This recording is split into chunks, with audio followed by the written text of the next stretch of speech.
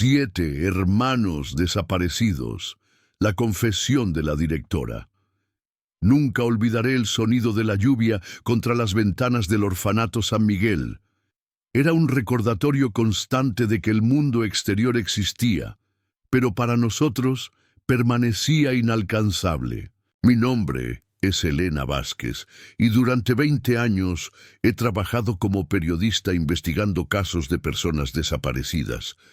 Pero ningún caso me ha marcado tanto como el de los hermanos Gutiérrez. 7 niños que desaparecieron sin dejar rastro una noche tormentosa de septiembre de 1993.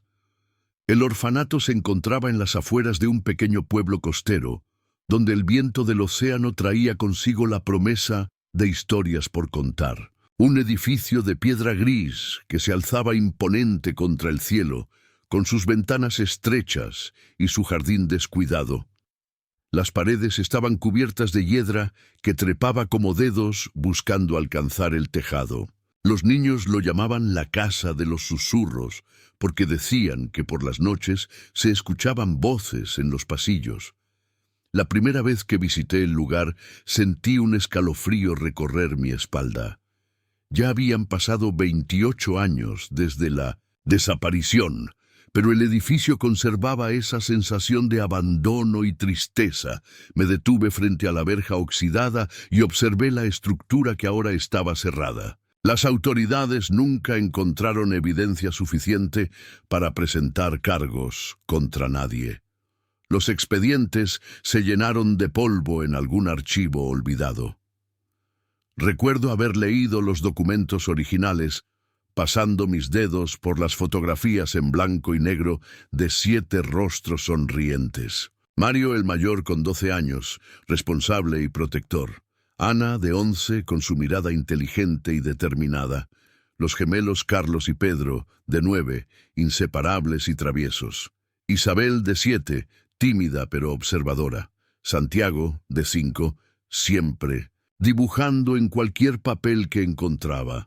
Y la pequeña Lucía, de apenas 3 años, con sus rizos oscuros y su risa contagiosa. Lo que más me impactó fue el silencio que rodeaba su caso. Nadie parecía tener respuestas.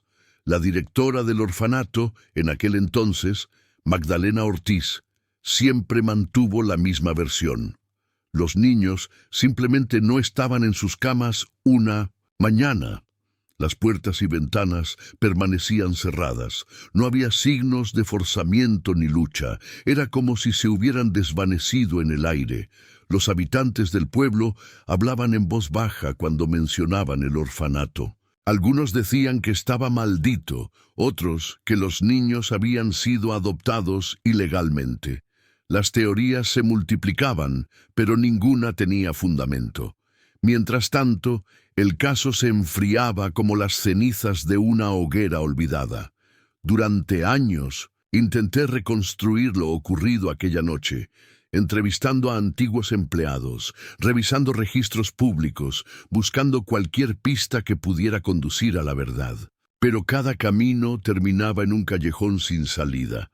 Los hermanos Gutiérrez se habían convertido en fantasmas que habitaban mi mente, susurrándome que no los olvidara, que siguiera buscando. Si sientes que hay historias que merecen ser contadas, escribe justicia en los comentarios. Nunca imaginé que la respuesta llegaría en forma de una carta anónima. Era un sobre simple, sin remitente, que contenía una hoja de papel amarillento con una dirección y una fecha. Nada más. Mi instinto periodístico se activó de inmediato.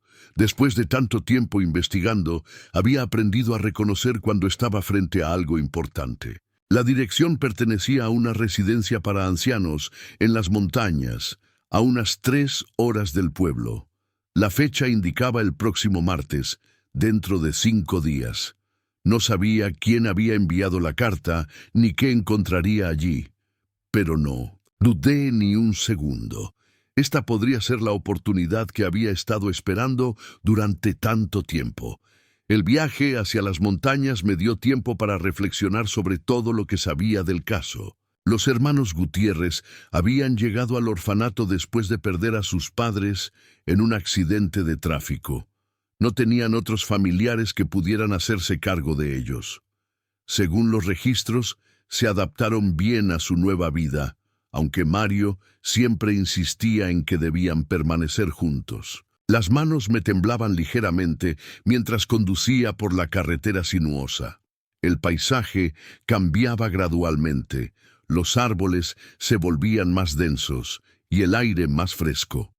Cuando finalmente llegué a mi destino, el sol comenzaba a ocultarse tras las montañas, tiñendo el cielo de naranja y púrpura. La residencia era un edificio moderno, nada que ver con la sombría estructura del orfanato. Amplios ventanales dejaban entrar la luz natural y el jardín estaba perfectamente cuidado. En la recepción, una mujer de mediana edad me recibió con una sonrisa amable. Cuando mencioné que estaba allí para visitar a alguien, pero no conocía su nombre, su expresión cambió sutilmente. Me indicó que esperara mientras hacía una llamada. Minutos después, una enfermera apareció y me pidió que la siguiera. Caminamos por pasillos silenciosos, pasando habitaciones donde ancianos leían o simplemente miraban por la ventana. El olor a desinfectante se mezclaba con el aroma de flores frescas. La enfermera se detuvo frente a una puerta al final del pasillo. Me miró con seriedad y habló en voz baja. Me dijo que la paciente había insistido en verme, que llevaba semanas mencionando mi nombre, que estaba en sus últimos días y que los médicos creían que no le quedaba mucho tiempo. Un escalofrío recorrió mi espalda mientras procesaba sus palabras. Cuando la puerta se abrió, la vi. Una mujer anciana, con el cabello blanco y la piel arrugada como papel viejo. Estaba sentada junto a la ventana, mirando hacia las montañas. Al principio no la reconocí, pero cuando giró lentamente la cabeza y sus ojos se encontraron con los míos, supe exactamente quién era. Magdalena Ortiz, la antigua directora del orfanato San Miguel. El tiempo pareció detenerse en ese momento. 30 años habían pasado, pero en sus ojos vi el peso de un secreto que había cargado todo ese tiempo. Me invitó a sentarme frente a ella con un gesto tembloroso de su mano. Su voz era apenas un susurro cuando finalmente habló, diciendo que me había seguido a través de mis artículos, que sabía que nunca había abandonado el caso. Sentí cómo mi corazón se aceleraba mientras ella tomaba aire, preparándose para revelar lo que había mantenido oculto durante décadas. La verdad sobre los hermanos Gutiérrez estaba a punto de salir a la luz, y yo sería la primera en escucharla. Si crees que los secretos siempre encuentran la manera de revelarse, escribe verdad en los comentarios. Magdalena comenzó su relato, con voz temblorosa pero decidida. Me contó que el orfanato en los años 90 era un lugar muy diferente al que yo había investigado. Detrás de su fachada de institución benéfica se escondía un sistema corrupto que ella misma había ayudado a mantener. El edificio estaba situado en una posición estratégica, cerca de la costa, pero lo suficientemente aislado para evitar miradas curiosas. Sus dedos huesudos se aferraban a un pequeño medallón mientras hablaba.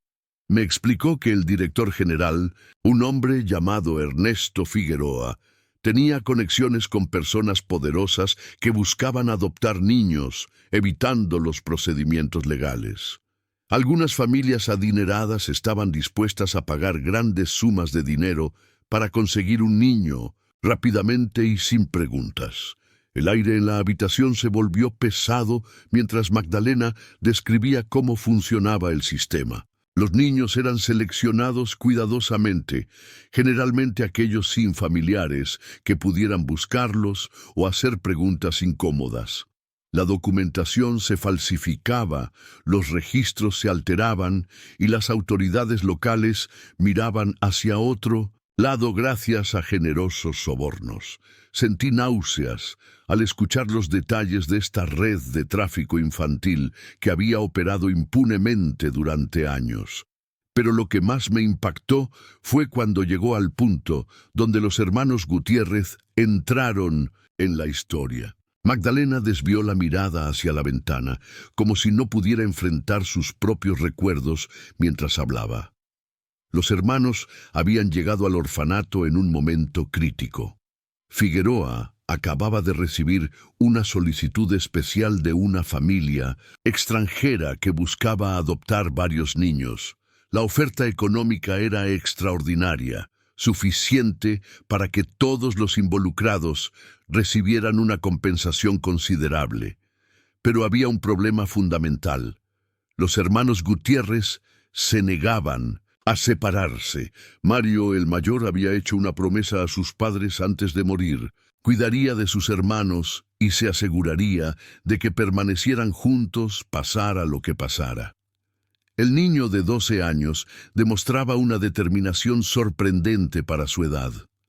Magdalena recordaba cómo los protegía, cómo organizaba pequeñas reuniones en la noche para contarles historias sobre sus padres, para que no los olvidaran. Esta unión representaba un obstáculo para los planes de Figueroa.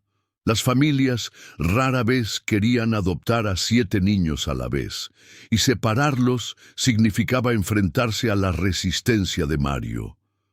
Durante semanas intentaron convencerlo de que era lo mejor para todos, que sus hermanos tendrían mejores oportunidades en diferentes hogares. Pero el niño se mantuvo firme.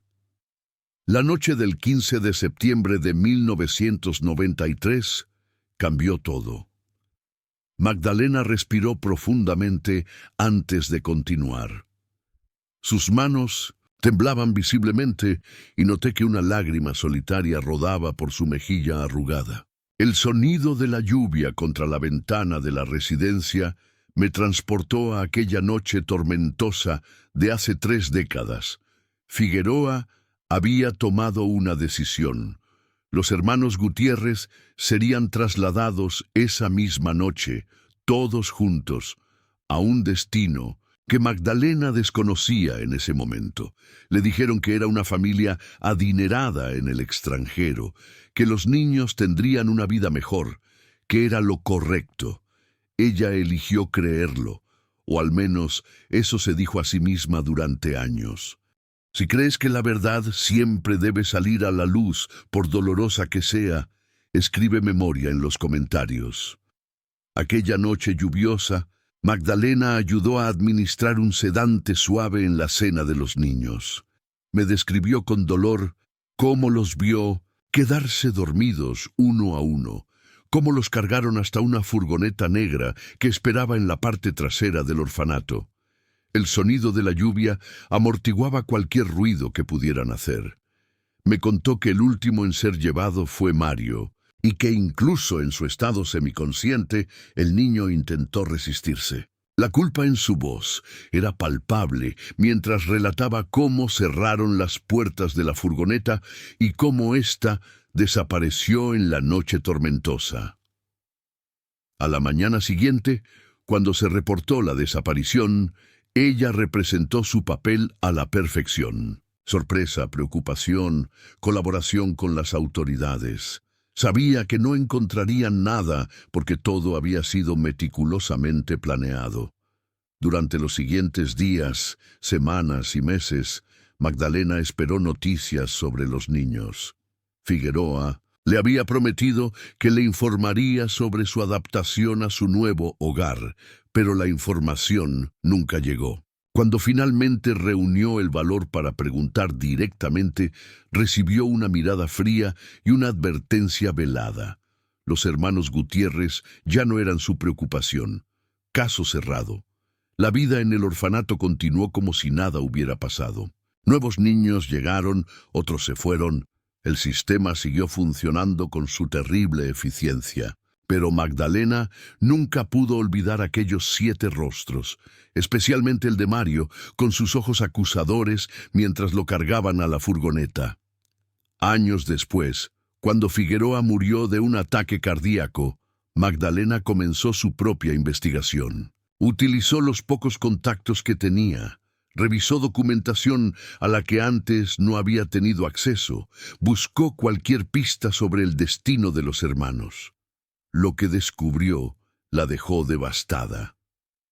Los hermanos nunca llegaron a ninguna familia adoptiva. La supuesta adopción internacional era solo una fachada para algo mucho más siniestro.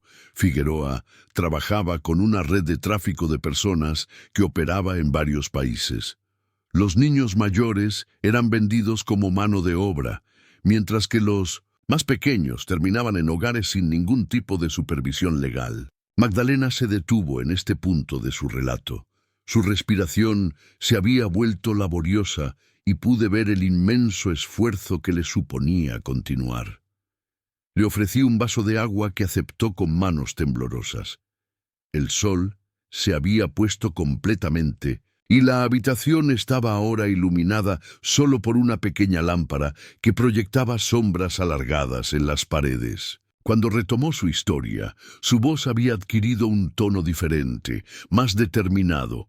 Me contó que después de descubrir la verdad, dedicó los años que le quedaban a intentar encontrar a los hermanos. Vendió todas sus posesiones, utilizó sus ahorros, siguió pistas que la llevaron a diferentes ciudades y países. Todo sin éxito aparente. Hasta hace 3 años.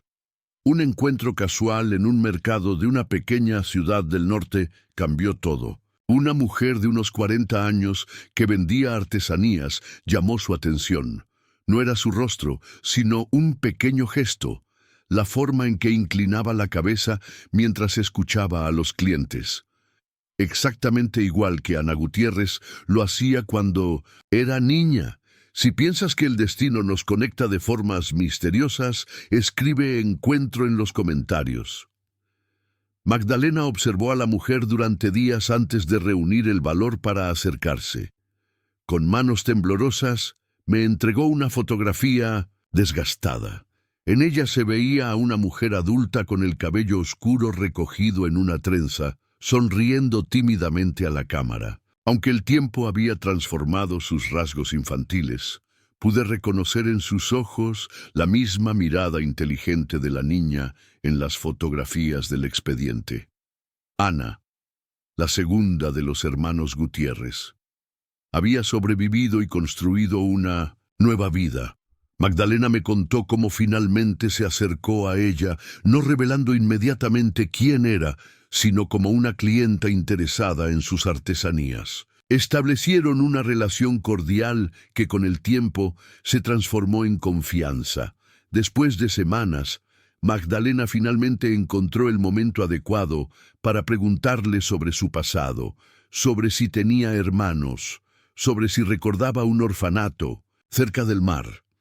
La reacción de Ana fue reveladora. Su rostro palideció y sus manos dejaron caer la pieza que estaba trabajando.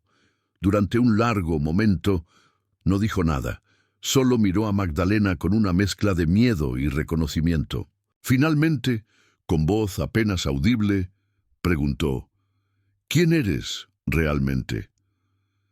Ese fue el inicio de una serie de conversaciones dolorosas pero necesarias.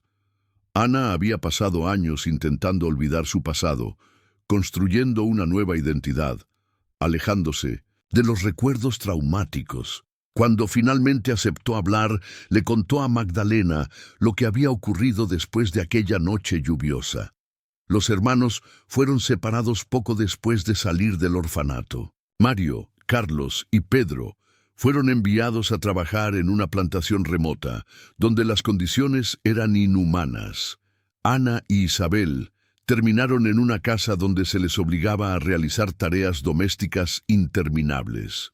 Santiago y la pequeña Lucía fueron entregados a diferentes familias. Durante años, Ana intentó mantener contacto con sus hermanos, pero la distancia y las circunstancias lo hacían casi imposible. A los 16 años logró escapar y comenzó una búsqueda desesperada. Consiguió localizar a Isabel y juntas encontraron a Santiago, que para entonces tenía 14 años. Los tres hermanos reunidos decidieron buscar a los demás, pero el tiempo jugaba en su contra. Cuando finalmente descubrieron el paradero de Mario, Carlos y Pedro, era demasiado tarde. Un accidente en la plantación había acabado con la vida de Mario cuando intentaba ayudar a sus hermanos a escapar. Carlos y Pedro habían huido, pero nunca pudieron localizarlos. La pequeña Lucía era el mayor misterio. Adoptada por una familia aparentemente adinerada, había desaparecido sin dejar rastro. Ana llevaba más de 20 años buscándola sin éxito. Magdalena me contó todo esto con voz entrecortada, deteniendo su relato ocasionalmente cuando la emoción la sobrepasaba. La culpa que había cargado durante décadas era un peso visible en sus hombros encorvados. Ahora, en sus últimos días, había decidido confesar no solo a mí, sino también facilitar un encuentro que podría traer algo de paz. Me extendió un pequeño papel con una dirección. Era el lugar donde vivían Ana, Isabel y Santiago actualmente. Habían formado una pequeña comunidad artesanal, viviendo juntos y apoyándose mutuamente para superar el trauma compartido. Magdalena me pidió que llevara su confesión completa, grabada y documentada, para que los hermanos pudieran finalmente conocer toda la verdad. También me entregó un cuaderno gastado. Eran sus notas de la investigación sobre el paradero de Lucía, la hermana menor. Su última esperanza era que yo, con mis recursos como periodista, pudiera continuar donde ella había tenido que detenerse debido a su salud deteriorada. Cuando me levanté para irme, Magdalena me detuvo con un gesto débil. Sus ojos, ahora llenos de lágrimas, buscaron los míos. Me preguntó si creía que algún día podría ser perdonada. No supe qué responderle en ese momento. Solo le prometí que haría todo lo posible para reunir a los hermanos que quedaban y para que la verdad fuera conocida. Al salir de la residencia, el aire fresco de la noche me golpeó el rostro. Las estrellas brillaban en el cielo despejado, tan diferentes de aquella noche tormentosa de 1993. En mi mano apretaba el cuaderno de Magdalena, el peso de su confesión y la responsabilidad de continuar la búsqueda de Lucía. Si crees que nunca es tarde para enmendar los errores del pasado, escribe redención en los comentarios. La mañana siguiente me encontró en la carretera nuevamente. Esta vez dirigiéndome hacia un pequeño pueblo costero, donde, según la dirección que Magdalena me había dado, vivían los tres hermanos Gutiérrez. El paisaje cambiaba gradualmente, volviéndose más verde y exuberante a medida que me acercaba al mar. El aroma salado del océano comenzó a filtrarse por las ventanillas del auto.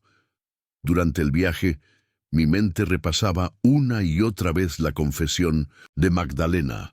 Había grabado toda nuestra conversación con su consentimiento y ahora esa grabación pesaba en mi bolso como una piedra. Contenía la verdad que los hermanos habían buscado durante 3 décadas, pero también el dolor de saber que uno de ellos, Mario, había muerto intentando protegerlos. Me preguntaba cómo reaccionarían al escucharla. El pueblo era pintoresco, con casas de colores brillantes que contrastaban con el azul intenso del mar. Seguí las indicaciones hasta llegar a las afueras, donde un camino de tierra conducía a un conjunto de edificios bajos rodeados de vegetación. Un letrero de madera tallada indicaba Cooperativa Artesanal Hermanos. El nombre adquiría un significado mucho más profundo conociendo su historia. Estacioné frente al edificio principal y por un momento me quedé inmóvil, reuniendo el valor para lo que vendría a continuación. Este encuentro cambiaría vidas, incluyendo la mía. Finalmente, tomé mi bolso y la grabadora y caminé hacia la entrada. Una campana suave anunció mi llegada. El interior estaba lleno de artesanías, cerámicas pintadas a mano, textiles con diseños intrincados, joyas hechas con materiales naturales. Todo reflejaba un profundo sentido artístico y atención al detalle. En el fondo, una mujer estaba organizando algunos productos en un estante. Cuando se giró para atenderme, reconocí inmediatamente el rostro de la fotografía que Magdalena me había mostrado. Ana Gutiérrez se había convertido en una mujer de presencia serena, con líneas de expresión que hablaban de una vida difícil, pero también de resistencia. Su cabello, ahora con algunas canas, seguía recogido en una trenza.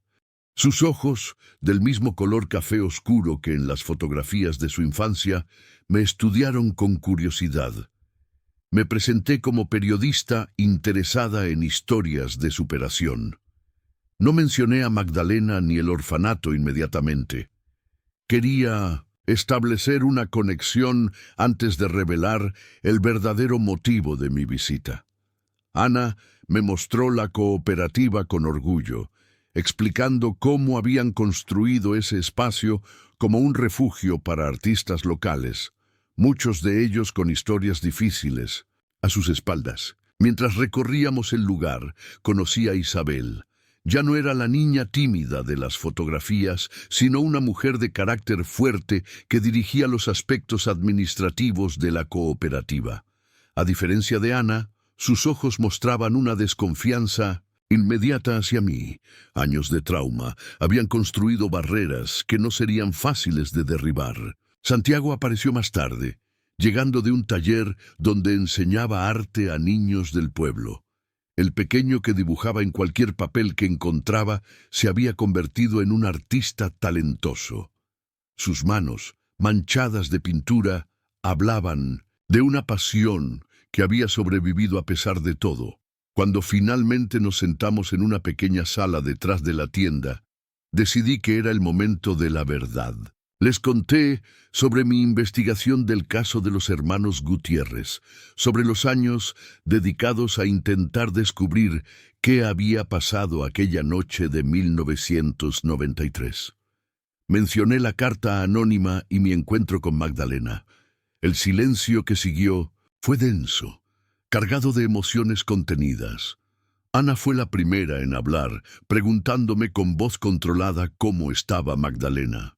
Cuando le dije que estaba en sus últimos días, asintió lentamente, como procesando la información. Isabel se mantuvo rígida, su postura defensiva. Santiago miraba al suelo, sus dedos jugueteando nerviosamente con un pincel que llevaba en el bolsillo. Les ofrecí escuchar la grabación, advirtiéndoles que contenía revelaciones dolorosas. Después de una breve discusión entre ellos, accedieron. Durante la siguiente hora, la voz temblorosa de Magdalena llenó la habitación, revelando la verdad que había permanecido oculta durante tanto tiempo. Si crees que la verdad puede ser dolorosa pero necesaria para sanar, escribe sanación en los comentarios. Las reacciones de los hermanos al escuchar la confesión fueron tan diferentes como sus personalidades. Ana permaneció callada, con lágrimas silenciosas rodando por sus mejillas. Isabel se levantó varias veces, incapaz de contener su rabia, caminando de un lado a otro de la habitación. Santiago escuchaba con los ojos cerrados, como si estuviera visualizando cada detalle de aquella noche que apenas recordaba. Cuando la grabación terminó, el silencio volvió a instalarse entre nosotros. El sol de la tarde entraba por las ventanas, creando patrones dorados en el suelo de madera. Afuera, el sonido distante del mar marcaba un ritmo constante, ajeno al drama humano que se desarrollaba en aquella pequeña sala. Finalmente, Ana habló. Su voz era firme a pesar de las lágrimas que había derramado. Me agradeció por traer la verdad, por darles finalmente una explicación de lo que había ocurrido. Isabel, sin embargo, expresó su rabia contenida. Para ella, la confesión de Magdalena llegaba demasiado tarde. Ninguna disculpa podría devolverles los años perdidos ni a su hermano Mario. Santiago, que había permanecido en silencio, se levantó y sacó de un cajón cercano un álbum de fotografías. Lo abrió y me mostró imágenes de los tres hermanos a lo largo de los años, desde su reencuentro en la adolescencia hasta el presente. Había espacios vacíos en algunas páginas, me explicó, reservados para los hermanos ausentes. Mario, que nunca llenaría su espacio, Carlos y Pedro, que esperaban encontrar algún día, y Lucía, la pequeña que apenas recordaban, pero que nunca habían dejado de buscar. Fue entonces cuando les mostré el cuaderno de Magdalena. Les expliqué que contenía toda la información que ella había recopilado sobre el posible paradero de Lucía.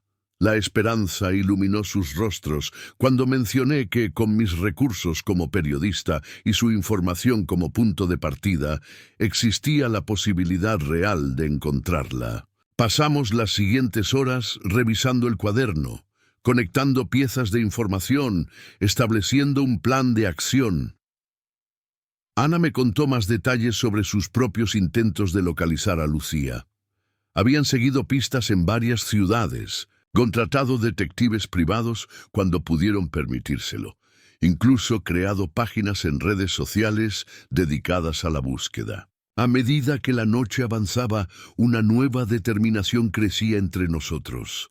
Esta vez trabajaríamos juntos. Esta vez teníamos información que antes no poseíamos. Esta vez, quizás, la historia de los hermanos Gutiérrez podría tener, si no un final feliz, al menos un cierre. Antes de marcharme, Ana me llevó a una habitación especial en la parte trasera de la cooperativa. Era un pequeño museo, me explicó, dedicado a preservar la memoria de lo ocurrido. En las paredes había fotografías de los 7 hermanos, documentos del orfanato que habían logrado conseguir, recortes de periódicos sobre la desaparición. En el centro, una instalación artística creada por Santiago representaba 7 caminos que partían de un mismo punto, separándose y luego buscando reunirse nuevamente. Este espacio, me dijo Ana, no era solo para ellos. Era un testimonio para que casos como el suyo no fueran olvidados, para que otras familias separadas injustamente pudieran encontrar esperanza en su historia de supervivencia y búsqueda constante. Me comprometí a volver en una semana con un plan concreto para la búsqueda de Lucía.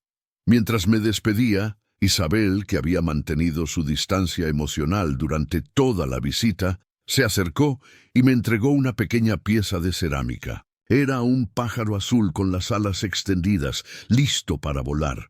Un símbolo de libertad y esperanza, me explicó, que creaba para representar a su familia. Esa noche, conduciendo de regreso a la ciudad, sentí el peso de la responsabilidad que había asumido.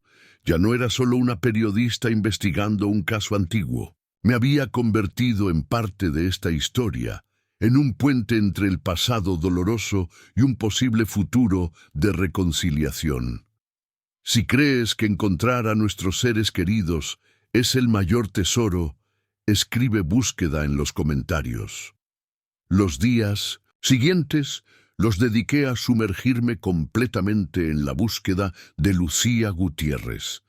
El cuaderno de Magdalena contenía pistas valiosas, aunque fragmentadas. Según sus notas, la niña había sido adoptada por una familia apellidada Montero, quienes posteriormente se mudaron al extranjero. Las últimas informaciones situaban a esta familia en Canadá, pero el rastro se perdía en 2005. Utilicé todos mis contactos profesionales. Colegas periodistas especializados en casos internacionales, expertos en búsqueda de personas, incluso algunos contactos en servicios de inmigración. Cada día era una montaña rusa de esperanzas y decepciones. Una pista prometedora se desvanecía solo para que apareciera otra diferente. Mientras tanto, mantenía contacto constante con Ana, Isabel y Santiago. Les informaba de cada pequeño avance, de cada nueva dirección que tomaba la investigación. Su apoyo y determinación me daban fuerzas para continuar cuando el cansancio amenazaba con vencerme. Una semana después de mi visita a la cooperativa, recibí una llamada de la residencia donde estaba Magdalena. Su estado había empeorado rápidamente. Los médicos no creían que le quedara mucho tiempo. Me pidió que fuera a verla lo antes posible. La encontré mucho más débil que en nuestro primer encuentro. Su respiración era laboriosa y sus ojos, antes llenos de culpa y determinación, ahora mostraban una resignación tranquila. Me preguntó sobre los hermanos, sobre cómo habían recibido su confesión. Le conté la verdad, sin endulzar las reacciones. Isabel estaba furiosa, Ana procesando el dolor, Santiago intentando entender. Asintió lentamente, aceptando que era lo que merecía. Luego me preguntó por la búsqueda de Lucía. Le expliqué los caminos que estaba siguiendo, las dificultades que encontraba. Me escuchó atentamente y cuando terminé me indicó que abriera el cajón de su mesita de noche. Dentro había un sobre cerrado con mi nombre escrito en él. Me explicó que había guardado una última pieza de información, algo que no se había atrevido a incluir en el cuaderno. Un nombre y una dirección que había descubierto poco antes de que su salud se deteriorara demasiado para viajar. Pertenecía a una antigua empleada de la familia Montero, alguien que había trabajado para ellos durante los años en que Lucía vivió con ellos. Tomé el sobre con manos temblorosas, sintiendo que podría contener la clave que habíamos estado buscando. Magdalena me pidió que le prometiera algo, que cuando encontrara a Lucía le diría que, a pesar de su terrible error, la directora del orfanato nunca había dejado de buscarla, de intentar enmendar el daño causado. Se lo prometí. Fue la última vez que vi a Magdalena Ortiz. Falleció 3 días después, llevándose consigo décadas de culpa, pero también la esperanza de que su confesión final pudiera ayudar a reunir a los hermanos separados por su complicidad. El sobre contenía una dirección en Montreal, Canadá, y el nombre de Catalina Durán, quien había trabajado como ama de llaves para los Montero durante 15 años. Sin perder tiempo, organicé un viaje. Antes de partir, visité nuevamente a los hermanos para informarles de este desarrollo y de la muerte de Magdalena. Su reacción a la noticia del fallecimiento fue compleja. No había alegría, pero tampoco el dolor que se siente por la pérdida de un ser querido. Era más bien un reconocimiento sombrío de que una pieza importante de su historia había desaparecido. Ana mencionó que, a pesar de todo, Magdalena había intentado rectificar sus errores al final. Isabel se mantuvo escéptica, pero reconoció que sin su confesión nunca habrían tenido esta nueva oportunidad de encontrar a Lucía. Si crees que cada final marca un nuevo comienzo, escribe esperanza en los comentarios. El vuelo a Montreal fue uno de los más largos de mi vida, no por la duración real, sino por la anticipación que sentía. Llevaba conmigo copias de las fotografías de los hermanos Gutiérrez, tanto las antiguas del orfanato como algunas más recientes que Santiago me había dado. También portaba una carta escrita por los 3 hermanos para Lucía, por si lograba encontrarla. La ciudad me recibió con un día frío pero soleado. Alquilé un auto y seguí el GPS hasta la dirección que Magdalena me había proporcionado, un modesto edificio de apartamentos en un barrio tranquilo. El corazón me latía con fuerza mientras subía las escaleras hasta el 3er piso y tocaba el timbre del apartamento 3B. Abrió la puerta una mujer de unos 70 años, con el cabello gris recogido en un moño y ojos oscuros que me examinaron con curiosidad. Me presenté como periodista investigando un caso de niños separados de sus familias en los años 90. Mencioné el nombre de los Montero y vi cómo su expresión cambiaba sutilmente. Me invitó a pasar con cierta reserva. El apartamento era pequeño pero acogedor, lleno de fotografías y recuerdos de lo que parecía ser una larga vida. Me ofreció café, que acepté principalmente para darle tiempo a sentirse cómoda con mi presencia. Mientras lo preparaba, observé disimuladamente las fotografías en las paredes, buscando algún rostro que pudiera ser el de Lucía. No encontré ninguno que coincidiera con lo que imaginaba. Cuando finalmente nos sentamos, decidí ser directa. Le mostré la fotografía antigua de los 7 hermanos Gutiérrez y le pregunté si reconocía a la niña más pequeña. Catalina tomó la fotografía con manos ligeramente temblorosas. Durante un largo momento, solo miró la imagen en silencio. Luego, con un suspiro, confirmó lo que esperaba. Conocía a esa niña. Los Montero la habían adoptado bajo circunstancias que siempre le parecieron sospechosas. Lucía, me contó, había llegado a la casa cuando ella tenía unos 4 años, una niña asustada que preguntaba constantemente por sus hermanos. Los Montero le habían dicho que era huérfana, sin familia, pero Catalina nunca creyó completamente esa historia. La niña hablaba demasiado de sus hermanos, especialmente de alguien llamado Mario, que le contaba cuentos antes de dormir. Con el tiempo, Lucía dejó de preguntar. Se adaptó a su nueva vida, a su nuevo nombre, Elena Montero. Los Montero no eran crueles, me aseguró Catalina. Le proporcionaron educación, viajes, oportunidades, pero nunca hubo verdadero calor familiar. Era más como una adquisición valiosa que una hija amada. Sentí un nudo en la garganta mientras Catalina seguía con su relato. Me contó cómo Elena creció siendo una joven inteligente, pero reservada. Estudió arte en la universidad, especializándose en restauración de obras antiguas. A los 25 años, tras una fuerte discusión con sus padres adoptivos sobre su pasado, abandonó la casa familiar. Mantuvo contacto mínimo con ellos hasta su fallecimiento hace unos años. La pregunta crucial quedó suspendida en el aire. Cuando finalmente reuní el valor para formularla, Catalina sonrió por primera vez desde que había llegado. Sí, sabía dónde encontrar a Elena ahora. Habían mantenido contacto a lo largo de los años. Elena la consideraba más familia que a los Montero. Sacó su teléfono y me mostró una fotografía reciente. Una mujer de unos 35 años, con cabello oscuro y rizado como en la fotografía infantil, pero con ojos que mostraban una mezcla de fuerza y melancolía. Trabajaba en el Museo de Bellas Artes de Quebec, me informó Catalina. Se había convertido en una reconocida restauradora de arte. Antes de marcharme, le pregunté si creía que Elena querría conocer la verdad sobre su origen, si estaría abierta a reunirse con sus hermanos biológicos.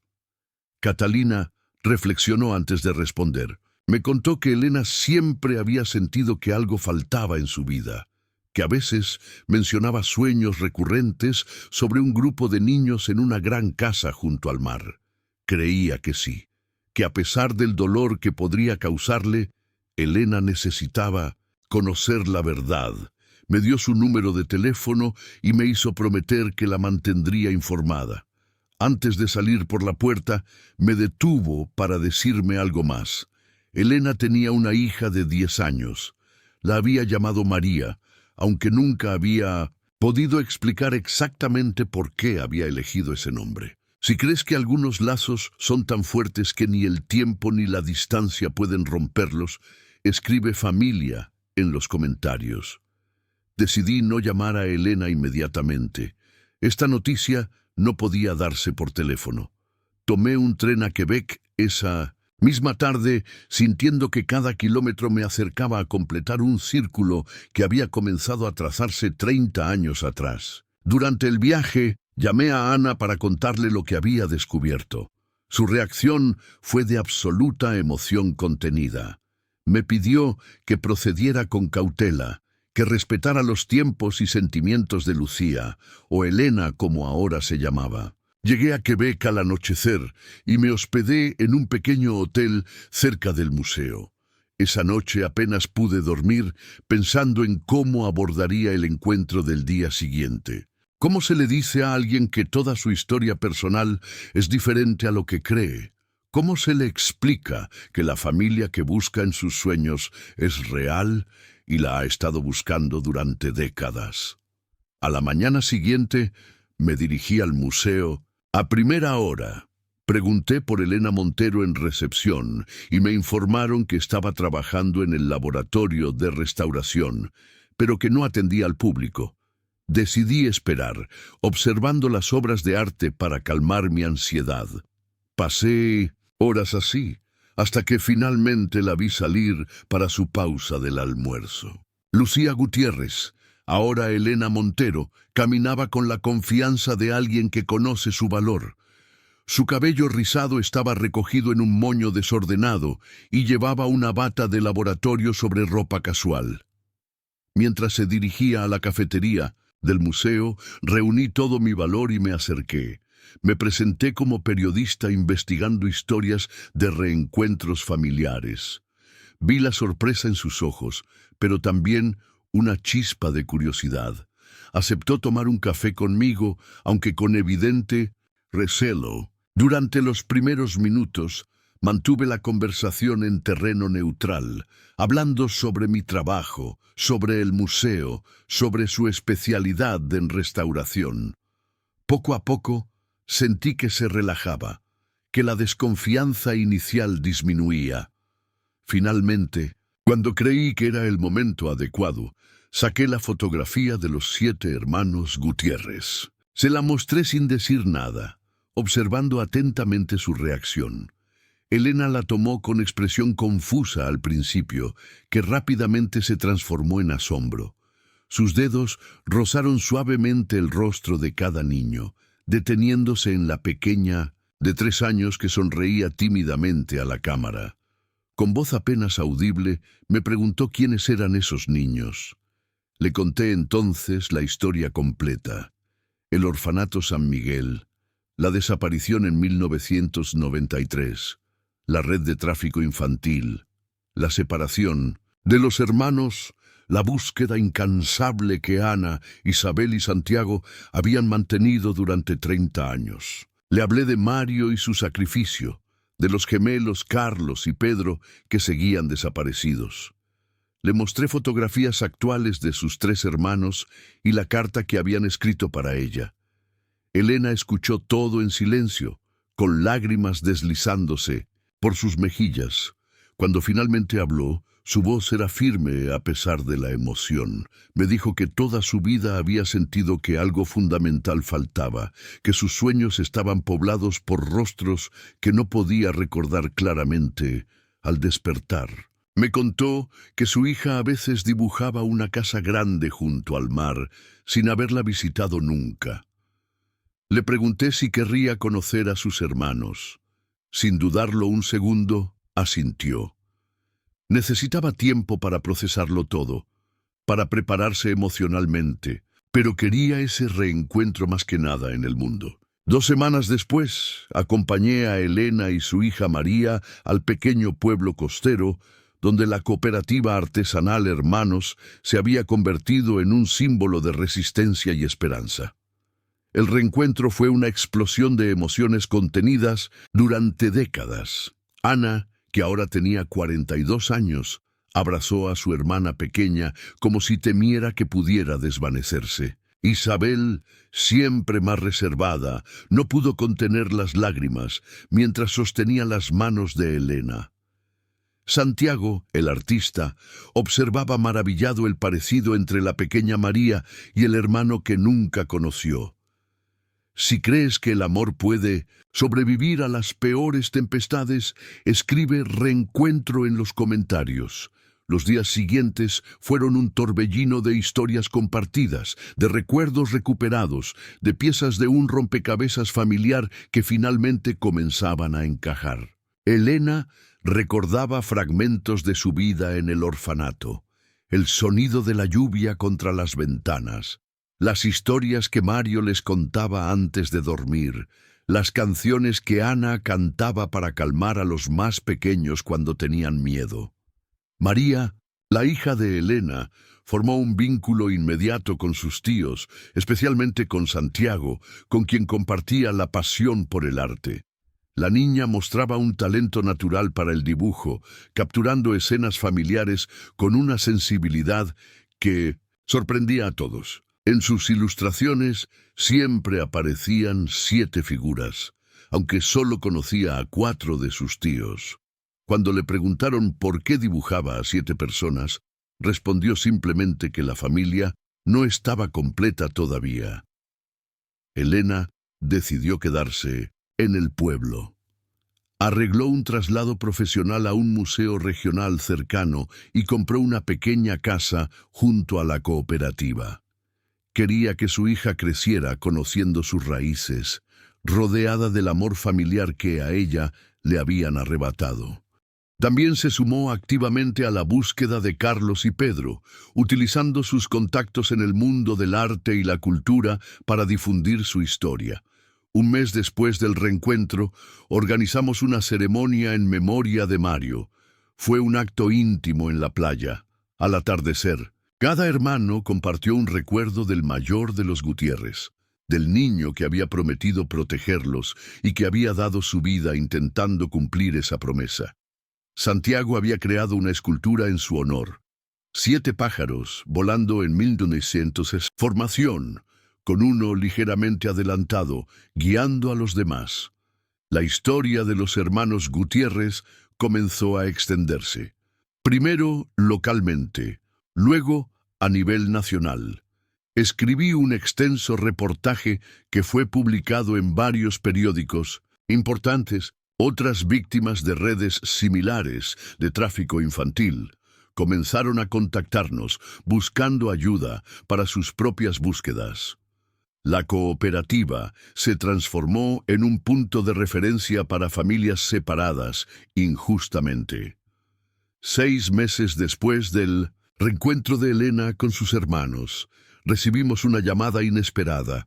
Un hombre de unos 40 años había visto el reportaje en un periódico de Argentina. Decía llamarse Pedro Gutiérrez y aseguraba ser uno de los gemelos desaparecidos. Había escapado de la plantación junto con su hermano Carlos cuando tenían 15 años. Habían sido ayudados por una familia local que posteriormente los llevó a Argentina, donde comenzaron una nueva vida. Carlos había fallecido 3 años atrás en un accidente laboral, me contó Pedro con voz entrecortada.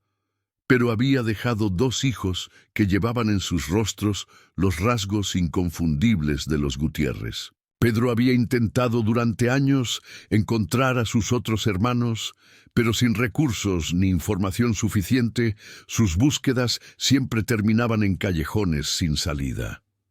Hasta que vio la fotografía en el periódico y reconoció los rostros de Ana, Isabel y Santiago, ahora adultos, pero con los mismos ojos que recordaba de su infancia. 2 semanas más tarde, Pedro llegó al pueblo junto con sus sobrinos. El círculo familiar se ampliaba, las heridas comenzaban a cicatrizar. La historia de los 7 hermanos Gutiérrez ya no era solo una tragedia. Se había transformado en un testimonio de resistencia, de búsqueda incansable, de lazos que ni el tiempo ni la distancia podían romper completamente. En el primer aniversario del reencuentro, la cooperativa organizó una exposición especial. Santiago había creado 7 esculturas que representaban el viaje de cada hermano. La de Mario, eterna e incompleta, ocupaba el centro como un homenaje silencioso al protector que nunca olvidaron. Elena había restaurado fotografías antiguas y documentos del orfanato, creando un archivo visual de su historia común. Ana e Isabel habían recopilado testimonios de otros niños que pasaron por situaciones similares, transformando su dolor personal en una voz colectiva que exigía justicia. Pedro, que había heredado la habilidad de su padre para contar historias, escribió un libro sobre los hermanos Gutiérrez. No era solo su historia personal, sino un relato más amplio sobre los niños olvidados, sobre las familias separadas por la corrupción y la codicia, sobre la búsqueda incesante de la verdad y la reconciliación. Mi papel como periodista e investigadora había terminado, pero mi conexión con la familia Gutiérrez se mantenía fuerte. Había sido testigo y cronista de una historia que necesitaba ser contada, no solo por los 7 hermanos, sino por todos aquellos que seguían buscando respuestas, que seguían esperando reencuentros, que se negaban a rendirse ante la injusticia. La última vez que visité la cooperativa, encontré a Elena trabajando en la restauración de un viejo mural que habían descubierto en una pared del orfanato San Miguel, ahora convertido en centro cultural. El mural, pintado por niños décadas atrás, mostraba pájaros volando hacia el horizonte. Con pacientes pinceladas, Elena devolvía vida y color a aquellas figuras casi desvanecidas por el tiempo, transformando un símbolo de encierro en uno de libertad. Mientras la observaba trabajar, pensé en cómo algunas historias nunca terminan realmente. Se transforman, evolucionan, se entrelazan con otras historias. La de los hermanos Gutiérrez continuaría en sus hijos, en los niños que ayudaban a través de la fundación que habían creado, en cada familia que encontraba esperanza en su ejemplo. Magdalena Ortiz, con su confesión final, había iniciado el camino hacia la reconciliación. Los hermanos, con su búsqueda incansable, habían demostrado que algunos vínculos son verdaderamente indestructibles. Y yo, al documentar su historia, había aprendido que incluso en las circunstancias más oscuras, la verdad, por dolorosa que sea, siempre encuentra la manera de salir a la luz. Si esta historia te ha conmovido y crees en el poder de la verdad para sanar heridas, escribe luz en los comentarios